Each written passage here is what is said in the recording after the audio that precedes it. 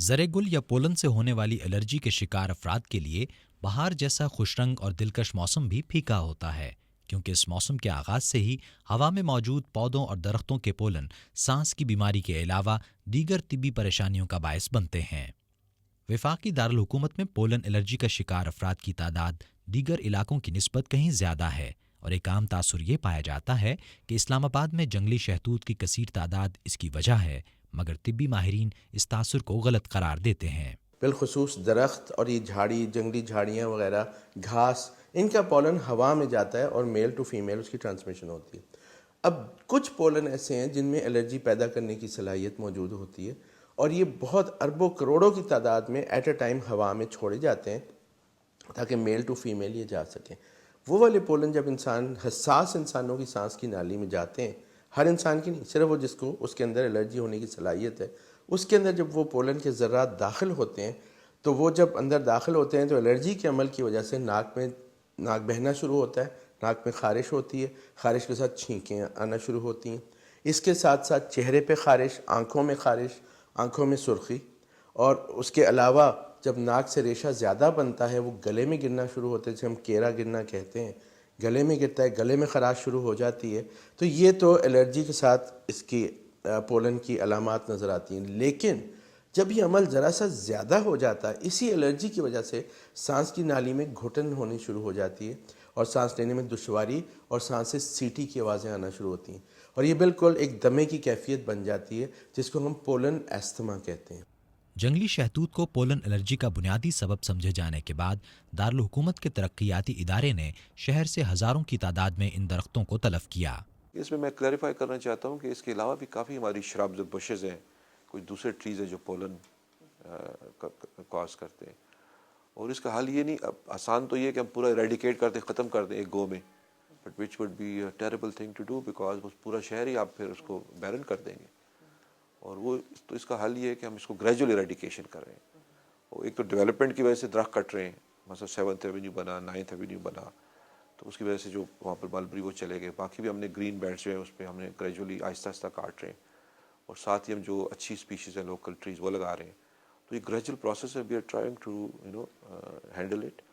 خود طبی ماہرین کا کہنا ہے کہ محض درختوں کی کٹائی اس مسئلے کا حل نہیں، بلکہ اس کے لیے ضروری ہے کہ لوگوں میں پولن الرجی سے بچاؤ کی تدابیر سے متعلق آگاہی میں اضافہ کیا جائے۔ اگر میں کسی سے پوچھوں کہ اگر آپ یہ درخت کاٹ دیں گے تو کیا ثبوت ہے کہ یہ پولن ختم ہو جائے گی، شاید اس کے جواب کوئی بھی نہ دے سکے، کیونکہ یہ کسی ایک درخت کی وجہ سے نہیں ہو سکتے، یہ ملٹیپل درختوں کی وجہ سے ہو سکتے ہیں۔ اس پہ کافی وہ کام کر رہے ہیں، سی ڈی اے بھی اس میں شامل ہے، منسٹری بھی شامل ہے، ایکسپرٹس بھی شامل ہیں۔ تو میرے خیال میں کوشش یہ ہونی چاہیے کہ اس کو منیمائز کیا جائے۔ یہ دیکھیں اسلام آباد کچھ بہت چھوٹی سی جگہ تو نہیں، اس کے ارد گرد دیکھیں آپ کتنے درخت ہیں، آپ کس درخت کو کاٹیں گے۔ لیکن یہ ضرور کیا جا سکتا ہے کہ جو کلپریٹ درخت ہیں یا جن سے زیادہ چانسز ہیں کہ ان کے پولن سے ان کے نمبر کو آہستہ آہستہ کم کیا جائے۔ اور میرے خیال میں جب سے یہ سلسلہ شروع کیا ہے کچھ نہ کچھ اس میں بہتری یقیناً آئی ہے۔ شاید مریضوں کی تعداد میں کمی تو نہیں، لیکن ان کے سمٹمز جو علامات سیویرٹی ہوتی ہے، مطلب وہ جو شدت ہوتی ہے علامات کی، ان میں یقیناً کمی آئی ہے۔ مریضوں کی تعداد اس لیے میں نہیں کہوں گا کہ کم ہو گئی ہے، کیونکہ لوگوں میں اویئرنیس جیسے میں نے کہا بڑھتی جا رہی ہے، لوگ ڈاکٹر کے پاس زیادہ آنا شروع ہو گئے پہلے کے مقابلے میں۔ لیکن میرا یہ خیال ہے کہ اگر سب مل کر بیٹھیں اور اس کو سائنٹیفک طریقے سے حل کرنا چاہیں اس مسئلے کو، تو یہ ہو سکتا ہے، کوئی ایسا مسئلہ نہیں ہے۔ It is a major health problem, اور آئی ایم شیور کہ اس کے اوپر کافی اور ریسرچ کی بھی ضرورت ہے کہ جی اس کو پولن کاؤنٹ کو کس طرح سے منیمائز کیا جائے۔ یہ سارے اقدامات اپنی جگہ، لیکن پولن الرجی سے متاثر ہونے والے افراد کا کہنا ہے کہ موسم بہار کے آغاز سے ہی ان کی صحت خراب رہنے لگتی ہے، اور پھر 1-2 ماہ تک معمولات زندگی بھی متاثر ہوتے ہیں۔ جیسے جی کہتے ہیں باہر کا میرے لیے بڑا پرابلم کرتا ہے یہ، خصوصاً جو ہے اپریل کے مہینے میں مجھے تو یہاں پہ 2-3 مہینے جو ہے میں اپ سیٹ ہی رہتا ہوں، کیونکہ اس کے لیے مجھے پھر ماسک یوز کرنا پڑتا ہے، دفتر میں مجھے پرابلم ہوتی ہے جانے کے لیے، مجھے پھر سک لیو، میڈیکل لیو لینی پڑتی ہے، میرے لیے تو یہ مسئلہ کہتے ہیں۔ تو شیک کر کے اچھی طرح ہلا کے اس کو بوتل کے پیچھے لگانے، بوتل میں لے کے پہلے منہ میں رکھ کے سانس خارج کرنا،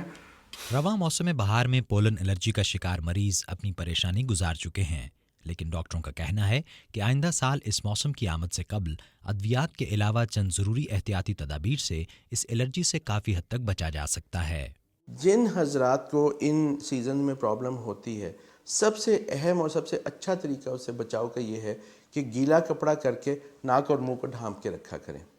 जब भी घर से बाहर जाएं, जैतून का तेल या वैज़लीन नाक में अच्छी तरह नतनों में लगाएं ताकि सांस की नालियों में वो जाके ज़र्रात चिपक ही ना सके। इवन जो ये फ्लू वायरसेस हैं, वो भी अगर वैज़लीन लगा के बंदा घर से बाहर जाए या लोगों से मिले तो वो फ्लू इन्फ्लुएंजा वायरस भी समेत स्वाइन फ्लू वगैरह नाक के ऊपर इतना जल्दी असर नहीं करेगा। नासिर महमूद, उर्दू VOA, इस्लामाबाद।